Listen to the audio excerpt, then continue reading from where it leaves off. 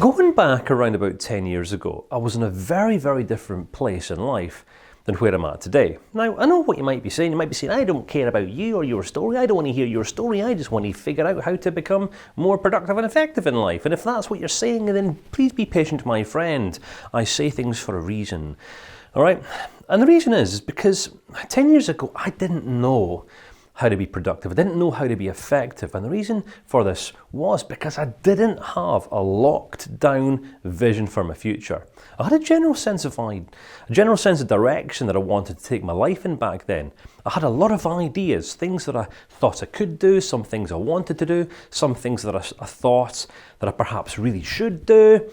But I wasn't really clear on how all these things came together into some sort of tangible plan that I could work hard and execute and deliver upon to get some tangible results.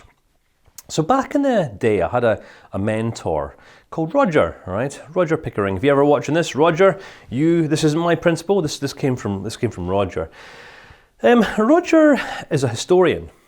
All right, he spends a lot of time, spent probably the last couple of decades teaching young people, school leavers, men, women around kind of Dunfermline, where I live, the history of the nation and how history and historic events have kind of influenced how it is that we've evolved as a society. Really fascinating spin that he puts on history. And I remember having a conversation with him one day because I was a little bit emotionally erratic, you could say. All right. I was a little bit broke at the time. You know, my life certainly wasn't where I wanted it to be or thought that it should be at that stage of my life. To give you a bit of context here, I was 31 years old, I was broke, I was living in a smelly one-bedroom flat in a really rundown area in Scotland. And if you've ever been to a rundown area in Scotland, you know how grim can be. All right, it was very, very difficult to find employment back then. I knew I wanted to go self-employed. I didn't want to be employed by anyone. I was passionate about psychology. I was passionate about philosophy. I was passionate about personal growth. But I couldn't quite see how those things might equate to me doing something great with my life. Because we all want to do something great, don't we? Come on, you included. I know you do. So I was having a conversation with Roger this day, and I was like, Roger, I just can't see what direction to take my life, and I know kind of what I'm interested in. I've got lots of ideas, but I can't see where to get started. Roger said, Kane, this is a good time to introduce you to the tarpaulin principle. And I was all ears. I said, what do you mean? What is the tarpaulin principle? Roger, please enlighten me. And he said, so do you know how to lay a tarpaulin? A tarpaulin's like a big ground sheet. All right. Now, I could relate to this, having spent around about a decade in the military between the ages of sort of 17 and 25 or 26. And these big tarpaulins, you would sometimes put on like marshy ground to give you just a bit of a dry footing underfoot. So this tarpaulin, if you were trying to put this down on a windy day, it was a bit of an arduous task. He asked me how many strong men it would take to pin down a tarpaulin. From experience, I knew that it would take at least 8, 9, maybe 10. Depends on the size of the tarpaulin, and also depends how windy the day was. Because when you try to pin down a tarpaulin, if the wind gets under it, it just lifts it up. And you can see big, strong men getting thrown around all over the place by the wind, by Mother Nature. It's quite interesting to watch. So I was thinking maybe 10, 12 guys, and he says, no. There's a principle you need to understand. In order to pin down a tarpaulin, you only need one person. All right? And if you think about it, everyone has their own tarpaulin. It's called life. There's a lot of folk getting blown around like leaves in the wind, so we need to understand how it is that we can begin to start pegging down our life. And we start with one corner. One corner. That's all we need to do. We get one corner for the tarpaulin, and the rest can be blown around all over the place. And we get a peg and we get a hammer, we drive it down. And then all we do is we literally just kind of walk along one edge of the tarpaulin and just peg down holes as we go to get to the second corner, and then we work up to the third, then we work up to the fourth, and that's it. Just one peg at a time. And I said, okay, so on a conceptual level, I understand this, but I mean, how does this relate to my life? And he said, well, you've kind of got to look and see for yourself. I can't tell you how this relates to your life. You've got to look and see how it needs to relate to your life. And what I realized back then was that I was more focused on where I thought I should be at that stage of my life than where I was.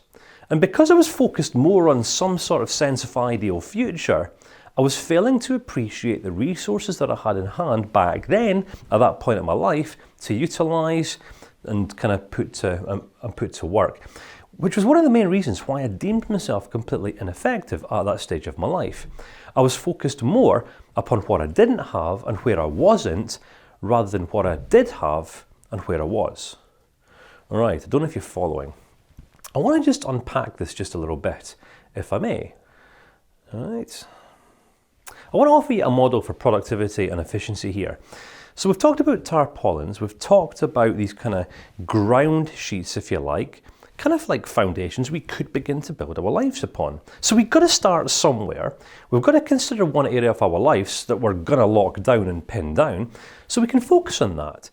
Because if we don't focus on just nailing down one aspect of our life, then we are going to end up being like that leaf getting blown around in the wind. So the mindset and the assumptions that we kind of go through life with give us a basis for all self-efficiency. If our mindset is directed off somewhere in the future, life will be better when I get there.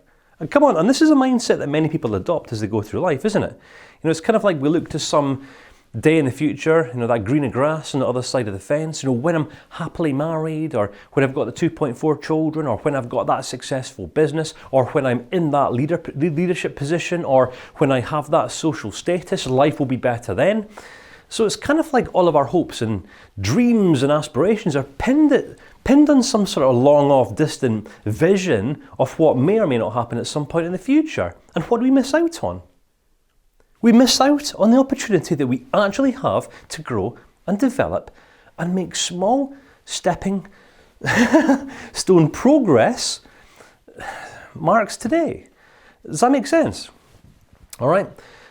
So the mindset and the assumptions that we carry through life is the thinking that influences how our efforts are carried out. If we're more focused on the future than what we are on today, then we're not going to appreciate the opportunity that we have today to get focused, because we're focused over there. You can only focus in one direction at any one given moment in time. So if you're too busy focusing on what you don't have, then you're not going to be focusing on what you do have and what you can put to good use. If you want to sharpen your processes in life, then this isn't a skill. We don't sharpen our processes by becoming more skilled. We sharpen our processes by sharpening our mindset. Right, by reviewing and analysing and sometimes dismissing some of the beliefs and the ideologies that we've developed at a later or an earlier stage in life. All right, there's an interesting thing about beliefs. All right, whether you believe that you can or whether you believe that you cannot, you've already made up your mind. All right, and beliefs are just ideas; they're not universal facts. Take that idea to the grave with you; it'll serve you for the rest of your life. Beliefs are not facts; they're just ideas. Ideas that you've embodied at some point. Some people believe that the world is round. Some people believe that the world is flat. All right? But if you think about it, what does it matter? What does it matter when we're considering how effective, efficient, and productive you're being in life right now? Come on, some people focus on winning arguments. Some people focus on winning debates or being right or undermining other people. All these fruitless acts. All right. At some point, we've got to consider what we're actually working towards in life. What's our goal? What's the overarching objective? So what's the purpose? What's the vision? What do we see? What do we want? What do you want? All right. Have you ever stopped for long enough to ask yourself what you really want? What do you want to do with your life professionally? All I knew 10 years ago was I want to change the world. All right. Big dreams, big aspirations, but 10 years later, I'm kind of doing it. All right, 750,000 people. I'm just getting started. 10 years ago, as a public speaker, as a communicator, as a teacher, I was starting out.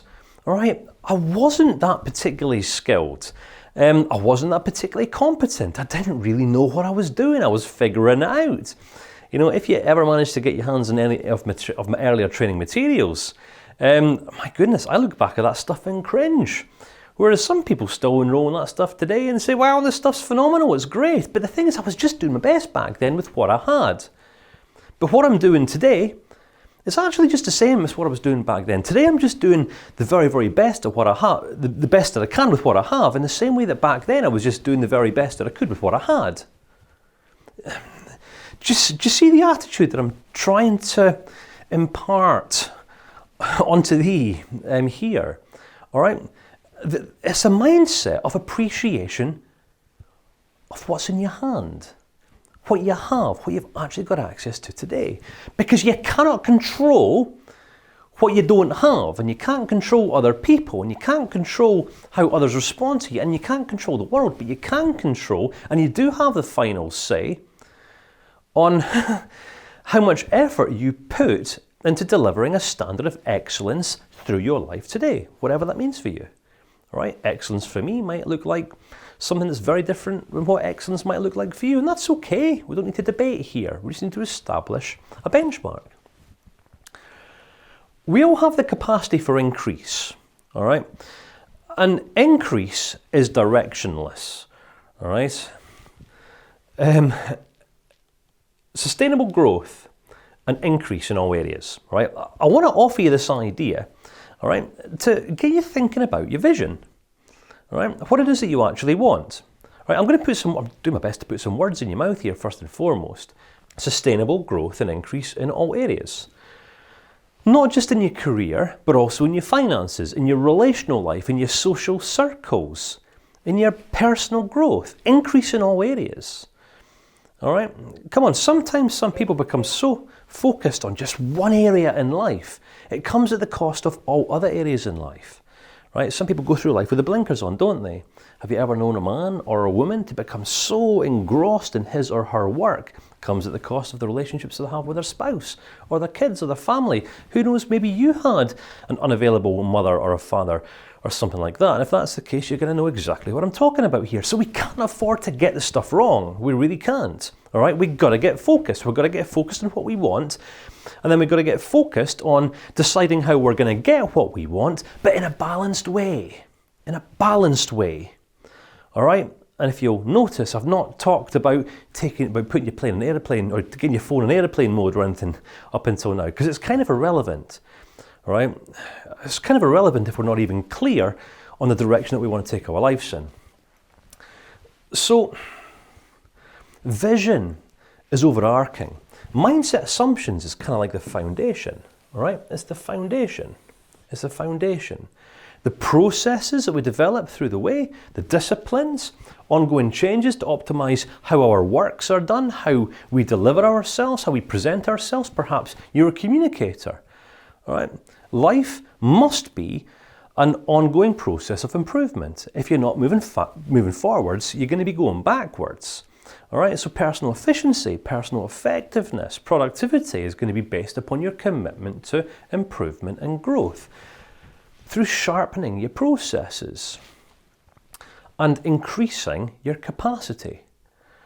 All right, increasing your capacity. I want to give you a quick example of this.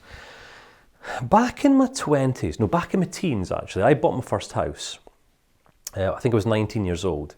And this was before, it was 1998 or 1999, I bought my first house.